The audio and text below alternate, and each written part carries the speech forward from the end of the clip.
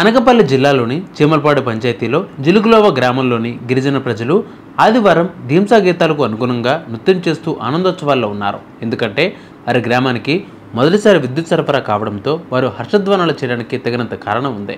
సామలమ్మ కొండపైన ఈ కొండపైన ఉన్న గ్రామంలో 50 మంది జనాభా ఉన్నారు. వీరు ప్రత్యేకంగా దుర్బల గిరిజన సమూహం కోందు తెగకు చెందినవారు.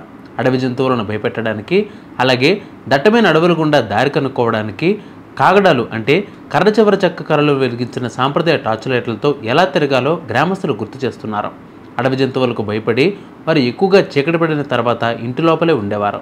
8 కుటుంబాలు ఉన్నాయి. కానీ 2 కుటుంబదారులకు ఆధార్ కార్డు లేకపోవడంతో 6 ఇళ్లకు మాత్రమే విద్యుత్ మీటర్లు అమర్చారు. మా గ్రామంలోని వీధుల్లో 2 స్తంభాలు నిర్మించారు. మేము గత 16 సంవత్సరాలుగా ఇక్కడే నివసిస్తూ ఉన్నాం. అంతకుముందు మా పూర్వీకులు ఇక్కడ నివసించేవారు. వారిలో కొందరు చనిపోయారు. మరికొందరు ఏజెన్సీ ప్రాంతాలలో ఇతర ప్రదేశాలకు వలస వెళ్ళిపోయారు అని బాధపడుతున్నారు అని కొర్ర మహేష్ సోమవారం ది హిందూతో అన్నారు. ఇక్కడికి రాకముందు మేము జీ3గుల మండలంలోని సడంగి గ్రామంలో నివసించే వాళ్ళమన్నారు. చివరకు మా గ్రామానికి విద్యుత్ వచ్చినందుకు మేము చాలా సంతోషంగా ఉన్నామని హర్షద్వారం తెలియజేశారు.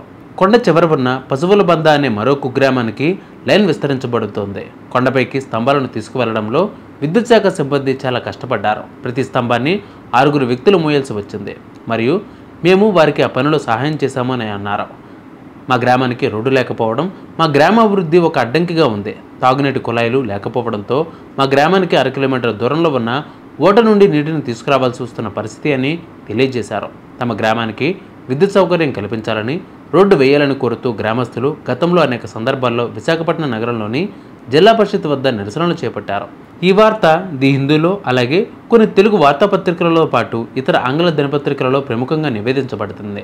అనకాపల్లి జిల్లా కలెక్టర్ 2022లో జిలుగులోవ గ్రామాన్ని సందర్శించి ఆ గ్రామంలో ప్రాథమిక సౌకర్యాలు కల్పించాలని సంబంధిత అధికారులను ఆదేశించారు.